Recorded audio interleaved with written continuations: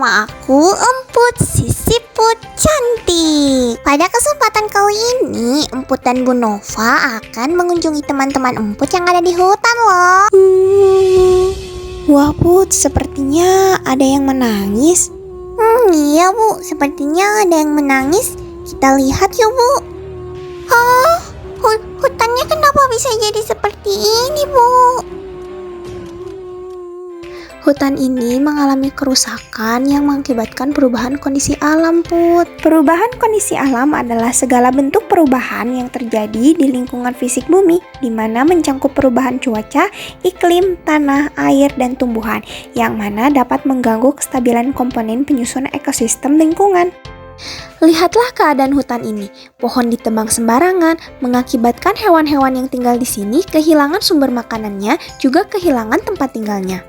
Nah, menurut kalian, apa yang menjadi penyebab terjadinya perubahan kondisi alam? Perubahan kondisi alam itu dipengaruhi oleh dua faktor, yaitu faktor alam dan faktor manusia. Contoh dari perubahan kondisi alam akibat faktor alamnya itu sendiri adalah bencana alam seperti gunung meletus. Gunung meletus adalah peristiwa keluarnya endapan magma dari perut bumi yang didorong oleh gas bertekanan tinggi yang terjadi pada gunung-gunung berapi.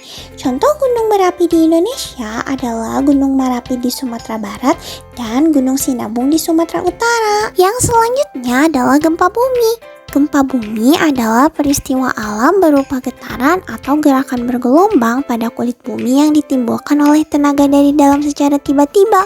Gempa bumi mengakibatkan kerusakan bangunan, tanah longsor, dan bahkan tsunami. Kemudian ada tsunami. Tsunami adalah gelombang air laut besar yang dipicu oleh pusaran air di bawah laut karena pergeseran lempeng atau terjadi gempa bumi di dasar laut. Selain akibat dari faktor alam, perubahan kondisi alam juga dipengaruhi oleh faktor manusia. Perubahan kondisi alam akibat faktor manusia adalah perubahan yang disebabkan oleh aktivitas manusia yang akan berdampak pada keseimbangan alam. Contoh dari perubahan kondisi alam akibat faktor manusia adalah banjir. Banjir bisa terjadi akibat faktor alamnya itu sendiri dan faktor manusia.